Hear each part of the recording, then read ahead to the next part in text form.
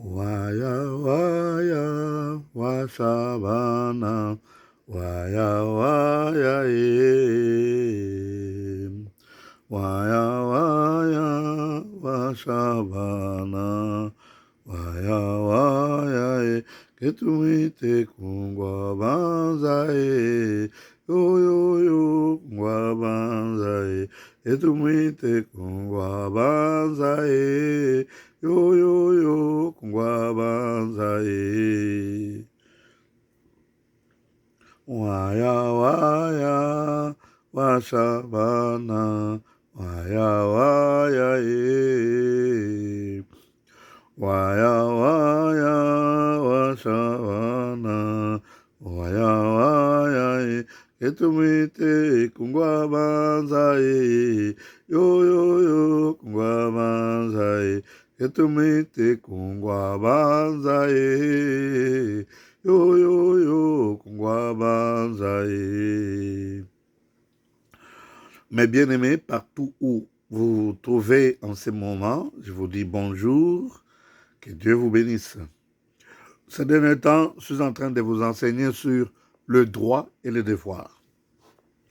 Mais pour que vous puissiez comprendre ces choses, il faudrait que vous puissiez avoir la connaissance et l'interprétation des mots utilisés dans la Bible.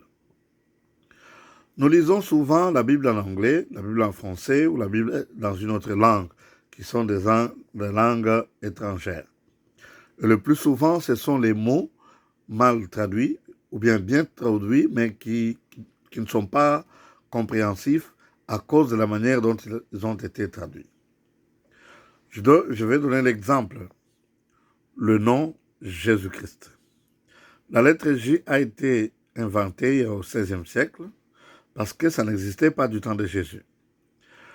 Alors Jésus, c'est en français, mais lui-même, il était né parmi les Juifs.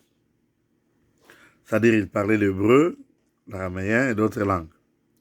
Maintenant, dans la langue hébreuse, Jésus, c'est pas Jésus, c'est Yehoshua HaMashiach. Je crois que Yesu, c'est beaucoup plus proche que Jésus.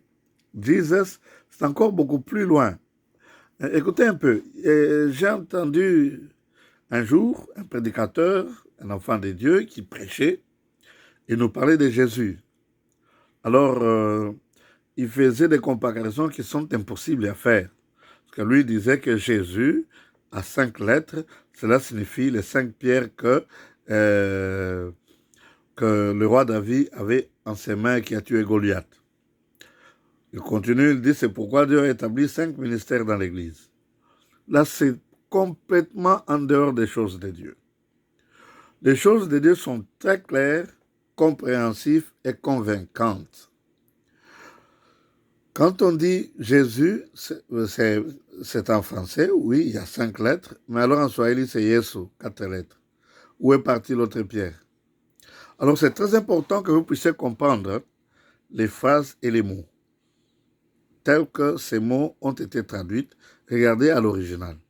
C'est pourquoi souvent, nous avons besoin d'avoir un livre qui nous explique la provenance du mot. Et comment est-ce qu'on est parvenu à faire ça? Quand nous lisons la Bible, et souvent, même si nous lisons aussi les fables, nous comprenons que ce sont des choses qui viennent de l'Afrique. Aucun autre peuple, à part les Bantous, parle en parabole. Quand vous expliquez, vous donnez des exemples en parabole. Je passe ça. Je vous ai dit que quand il y a seulement une seule personne sur la terre, le droit n'existe pas, le devoir n'existe pas. L'homme fera ce qu'il veut, parce que tout lui appartient. Si une deuxième personne venait, les conflits commencent. C'est là ils doivent se mettre ensemble et décider selon leurs propres intérêts. Si on a seulement un manguier et un avocatier, et ils commencent à se disputer, ils vont se les partager. Celui-ci il prend le manguier, l'autre il prend l'avocatier. Donc celui qui a besoin des avocats et qui n'a que des mangues, il donne des mangues à celui qui a des avocats. Celui qui a des avocats, il donne des avocats. Parce que chacun voudra avoir ce qu'il n'a pas. Et c'est là que commence la notion de droit et de devoir. Quand je me donne un devoir, je crée en même temps un devoir, un droit.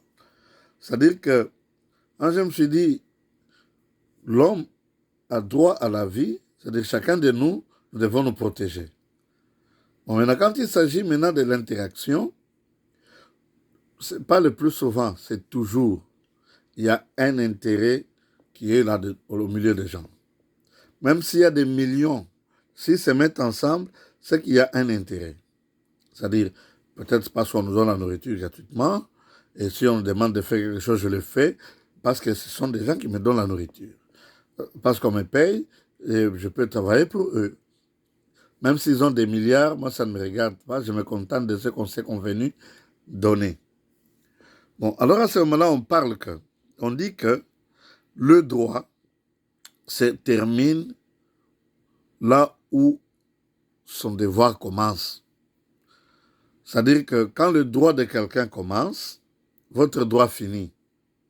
J'ai besoin de manger, ça c'est un besoin, et ce besoin est devenu comme un droit parce que vous avez un devoir. Quand vous donnez l'argent, vous donnez la nourriture. Vous comprendrez ces choses tout au long de mes enseignements.